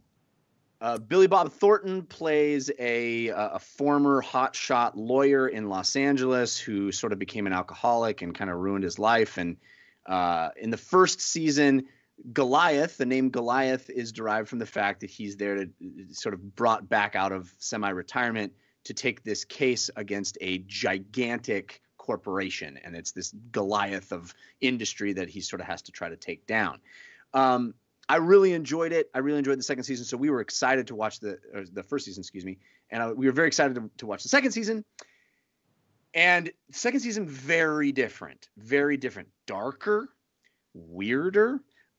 There is a character in the first season. William Hurt plays this character who is bizarre. He like hangs out in the dark and he's got weird facial scarring. And it's sort of this crazy over the top thing. And it felt a little bit like they went, we got to top that. Oh, wow. Because that was pretty overboard. Yes. Yeah. It was a show that felt very grounded and real until William Hurt was in any scene. And then it was like, oh, we're in this kind of cartoon world. But I don't know. I kind of liked it. And William Hurt's a good enough actor that he sort of made it work. But it definitely felt like in season 2, they went, well, we're the show that has some weird shit in it. So let's weird it up. And there is a character whose kink, and I ain't one to kink shame, but there's a character whose kink is pretty much the weirdest thing I've ever seen any mainstream show go for. And it's kind of unnecessary. It is weird. I'm not going to spoil anything, but that character is played by Mark Duplass, who is just phenomenal in this show. My favorite standout character from the first season is back, Nina Arianda. It's just a phenomenal actress that I wasn't familiar with before the show, but she is so good. She plays a Patty Solis-Papazian, a sort of Billy Bob Thornton's reluctant co-lawyer in his startup. She's phenomenal, so good in season 2. She has some really cool things to do in this season as well. She's back. She's great. But Mark Duplass, new in season 2, is wild. His character's wild, and he is so good at playing the smarmy, rich, entitled a-hole, and he does it with aplomb in season 2. But I've buried the lead because this season is wacky and crazy and wild and interesting, and ultimately the ending is crazy. Again, it's only 8 episodes, but I recommend watching all of this show just to get to episode 7 of season 2. Episode 7 of season 2 is awesome. It's like there's this show going on, and the show is pretty out there but fun and interesting and has its ups and downs, but it's a show. And then all of a sudden episode 7 started, and it's like a Quentin Tarantino movie broke out in the middle of the show. And just for this one episode, there's like this Quentin Tarantino movie like shoehorned into the middle of the show. And it is so bonkers, and it makes you feel so uneasy in such brilliant ways. Everybody needs to watch it. I really loved it. My wife was like, what is even happening? I was like, I know, but this is amazing, right? So yeah, and it ends in a way that most shows wouldn't have the guts to do. This season is pretty wacky. There are a lot of things that feel really rushed. There are relationships that happen, like multiple relationships that happen in this season that I didn't buy at all. It's like that just feels really forced and rushed. But ultimately, I found the experience to be really worthwhile, especially for episode 7. And I want you guys to watch this just so we can talk about that episode, because it's like I admire it so much that they just went there. It's just like, what is this? So right. Goliath season 2, it's on Amazon, and I recommend it. I liked it a lot. Very cool.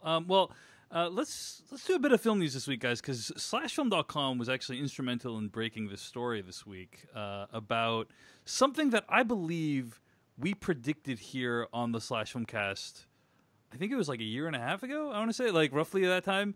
Around that time, we predicted that like the reason that all these movie theaters were so upset about MoviePass coming out at $10 a month is because they were going to release their own subscription plan. And in fact, that's what happened this week. AMC Theaters unveiled a subscription service called Premier A-List or Stubbs A-List, which is $20 per month.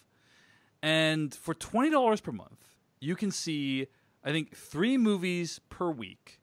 And there's a few advantages over MoviePass and a few disadvantages. Advantage over MoviePass is you can see 3D and IMAX movies, and most importantly, you can reserve tickets in advance. So you can kind of presumably reserve seats for the reserved seating ones.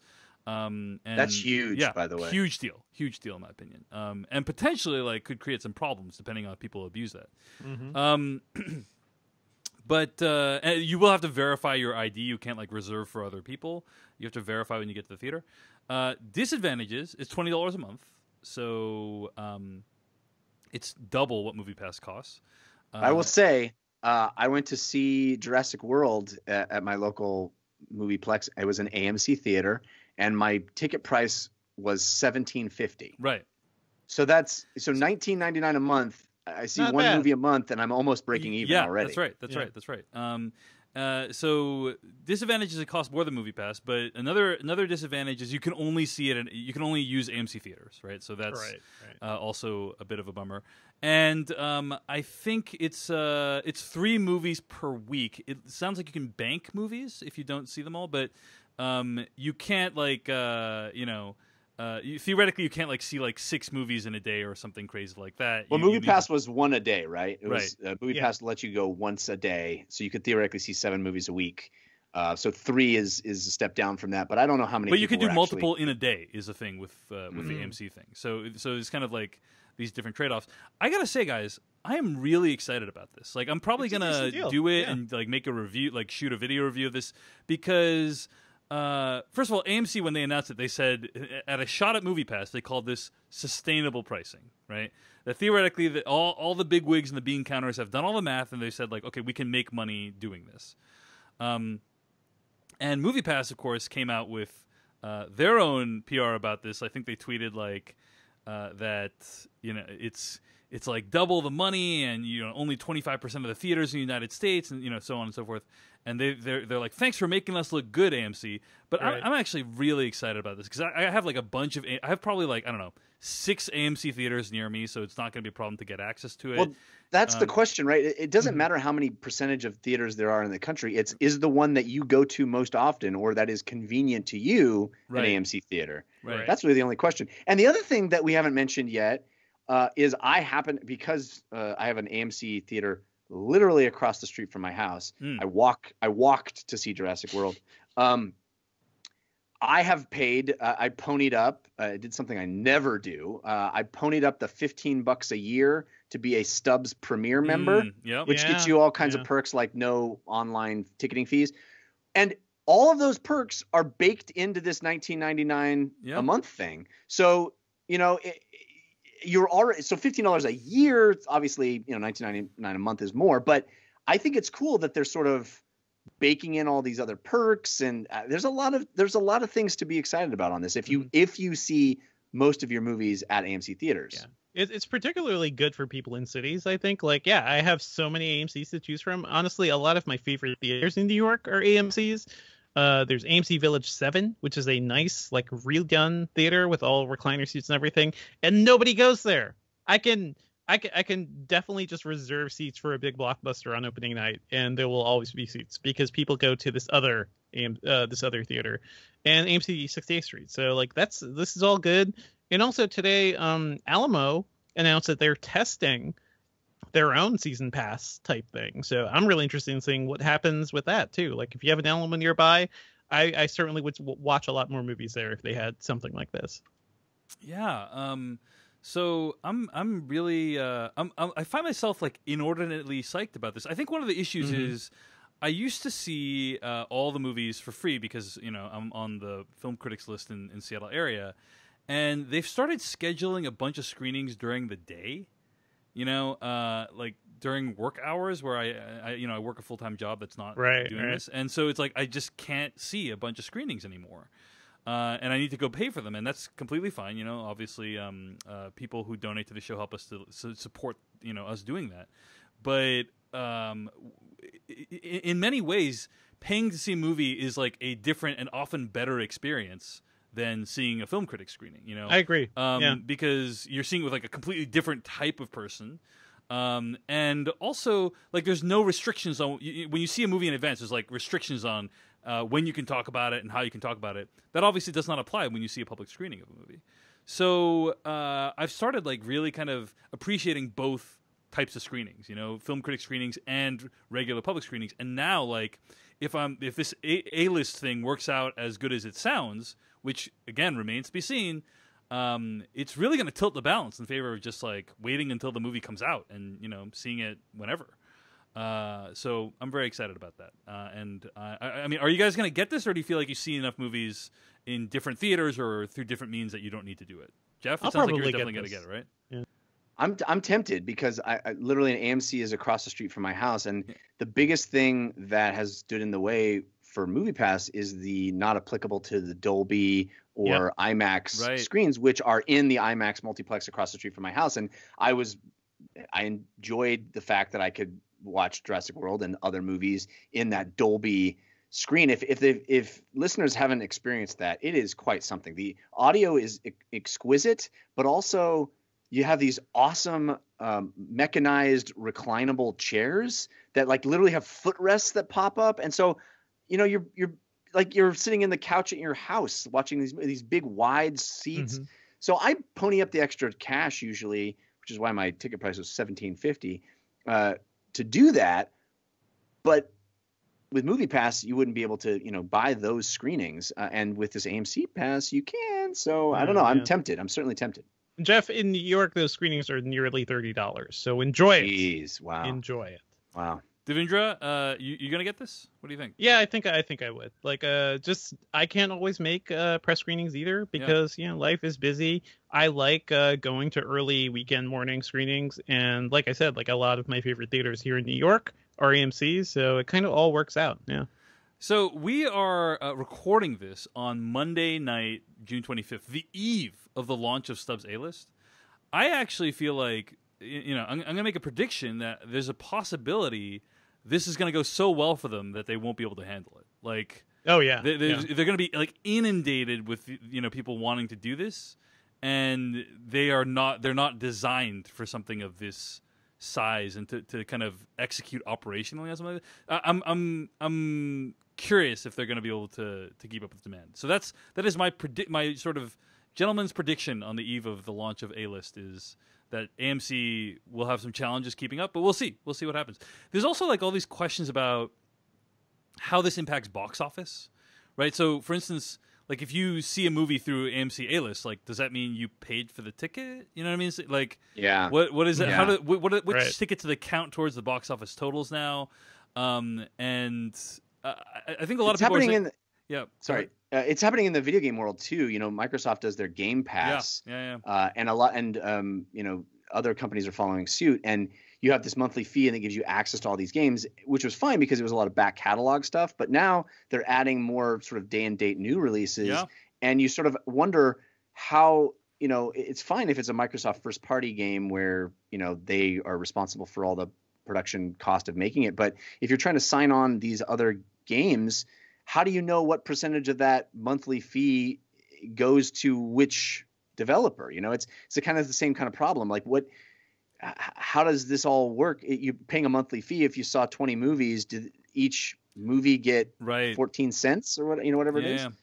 I think, I've heard this mentioned a couple times online that like MoviePass, first of all, I don't think MoviePass is going to be around that much longer. If I had to guess, people disagree with me.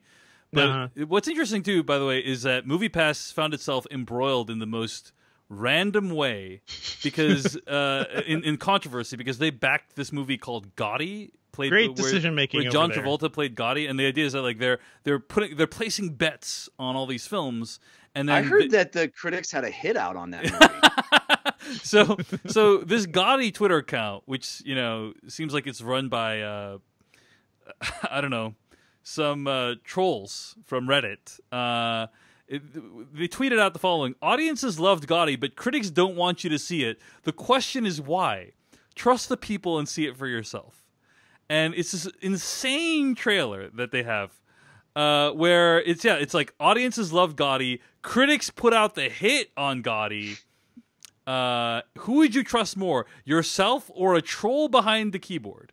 Hashtag MAGA, hashtag no collusion. So there's a couple. First of all, here's what's awesome about this Gotti thing. Okay, number one is that their whole premise is audiences love this movie. Dan Murrell over at ScreenJunkies.com has been like fighting with them on Twitter, but basically he did an analysis, like a very cursory analysis of Rotten Tomato user ratings, and found that Gotti's number of user ratings was basically like similar in terms of quantity to the number of user ratings that The Incredibles 2 got, or Incredibles 2 got, right? Which is like a massive hit, massive success, right? So the idea that Gotti has like maybe there's as many fans of Gotti online as there are of Incredibles 2, but it's more likely that the numbers are just being manipulated somehow, right? so that's one thing. Second thing is they have this whole like critics versus audiences kind of, they're setting it up like, you know, don't listen to the critics, blah, blah, blah. But if you look at their Twitter feed right now, go there right now, like every other tweet is a quote from a film critic saying how awesome Gotti is. So, and what's amazing is there is this tweet that from Entertainment Weekly. Here's the quote, guys. Quote, Travolta somehow manages to summon a ferocious and committed performance, end quote. Somehow manages. That's one of the best quotes I could find about the movie. Anyway. So MoviePass is backing movies like Gotti, and it's probably not going to be around in a year. And backing those movies, by the way, in a way that feels shady, too, like because it's taking attention away from other titles, and you know, manipulating like Gotti's manipulating the numbers and kind of going all out against critics. So they're kind of putting their thumb on the scale, and I just feel like AMC this A-list thing, they have guaranteed that this pricing will be around for 1 year at least. So they've publicly said it will be around for 1 year. MoviePass cannot make that guarantee because we have no idea. Like they've just announced surge pricing this week. I just think this A-list thing is a safer bet, assuming it's not an operational disaster. Like assuming when you sign into the app and sign up, like it's not going to completely crash. I mean, they have the benefit of running, you know, a benefit program already. It's a big company that's dealt with all sorts of things around, like, these digital transactions. Thousands of outlets around the country, you know, like, I have a lot more faith in them. What's funny is that MoviePass, I think, may go down in history as literally just a pricing A/B testing service. It was it is Napster. Telling these theaters, well, it's telling these theaters they didn't know what to price their subscription services at. Like they've been dwelling on this for a while, and they see what was successful for MoviePass at $10. They see what wasn't successful for MoviePass at like $30 and $40. So they were like, boom, 20, we win. $20. All the pricing consultants we hired are completely useless. It's going to be $20. Yeah, I mean, some people have said like MoviePass is like Napster. You know, the business was terrible, but it paved the way for the future of the industry. And I think that might be true. There are countless examples of the little guy coming up with a great idea and then the big companies going, we could do that at scale that you couldn't possibly imagine because we have all the money and resources. Indeed. So, well, what's interesting about MoviePass, by the way, I interviewed the original CEO, Stacy Spikes.